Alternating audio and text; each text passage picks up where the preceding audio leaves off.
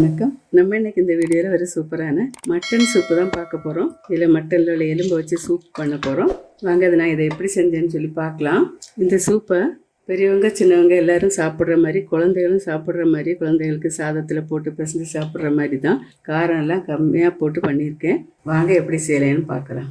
இந்த mutton soup பண்ணுறதுக்கு 300 gram mutton எலும்பு எடுத்திருக்கேன். இதை எப்படி செய்யலான்னு பார்க்கலாம். இப்போ இதுக்கு தேவையான பொருட்கள் பார்த்துடலாம். 15 சின்ன வெங்காயத்தை பொடியை கட் பண்ணி வச்சுருக்கிறேன். ரொம்ப பொடியாக இல்லை, இந்த மாதிரி கட் பண்ணி வச்சுருக்கேன். ஒரு சின்ன தக்காளி பழம், கொஞ்சமாக இஞ்சி பூண்டு பேஸ்ட்டு, கொஞ்சம் கருவேப்பிலை, ஒரு பச்சை மிளகாய், 3/4 டீஸ்பூன் அளவு மிளகு எடுத்திருக்கேன், 1 டீஸ்பூன் அளவு சீரகம், 2 கிராம்பு, 1 ஏலக்காய்.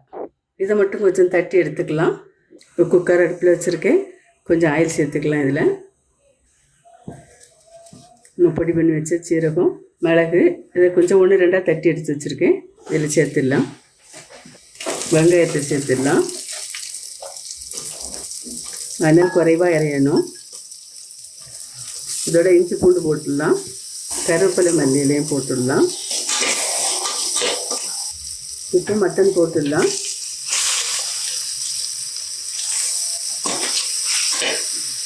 கொஞ்சம் வதக்கி வச்சுக்கலாம்.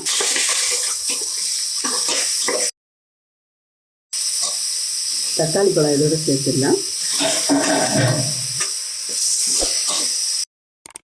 கொஞ்சம் மஞ்சள் தூள் சேர்த்துடலாம். காரம் குறைவாக தான் போட்டிருக்கேன். கொஞ்சம் காரம் தேவைப்படணும்னா நீங்கள் உங்களுக்கு தேவையான அளவு போட்டுக்கோங்க. இப்போ தண்ணி சேர்த்துடலாம். தேவையான அளவு தண்ணி சேர்த்துக்கலாம். 4 கப் அளவு தண்ணி நான் சேர்த்துருக்கேன். இது நம்ம சூப்புக்கு எவ்வளோ தண்ணி தேவைப்படுதோ அதை நீங்கள் பார்த்து தண்ணி சேர்த்துக்கோங்க. 1/4 டீஸ்பூன் அளவு உப்பு சேர்க்குறேன். 1/4 டீஸ்பூன் கரம் மசாலா சேர்க்குறேன். இனி மூடி போட்டுடலாம். 7 விசில் வரட்டும், அப்புறம் பார்க்கலாம். இப்போ நம்ம திறந்து பார்த்துடலாம். சூப்பரான சூப்பு ரெடியாக இருக்குது. இந்த சூப்பை நம்ம இன்னொரு பாத்திரத்துக்கு மாற்றிடுவோம்.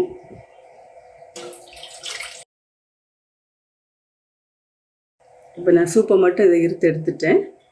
இதை அப்புறம் வச்சிடலாம். இப்போ இதில் இருக்கக்கூடிய இந்த கறியை நம்ம மறுபடியும் இது ஒரு கிரேவியாக பண்ணிக்கலாம். வேக வச்ச மட்டன் அந்த எலும்பை நான் தனியாக எடுத்து வச்சுருக்கேன். சூப்பை தனியாக எடுத்து வச்சுட்டேன். டேஸ்ட்டு பார்த்துடலாம்.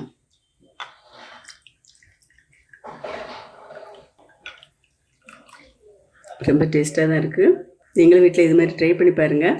இது எல்லாருக்குமே ரொம்ப சத்தான ஒரு சூப்பு, மட்டன் சூப்பு. குழந்தைங்களுக்கும் கொடுக்கலாம், பெரியவங்களும் சாப்பிட்லாம். மறுபடியும் இதே இந்த மட்டன் எலும்பை கிரேவி பண்ணி அடுத்த வீடியோவில் பார்க்கலாம். மறுபடியும் ஒரு நல்ல ரெசிபியோட நான் உங்களை சந்திக்கிறேன். மறக்காமல் லைக் பண்ணுங்கள், கமெண்ட் பண்ணுங்கள், சப்ஸ்கிரைப் பண்ணுங்கள். நன்றி. God bless you.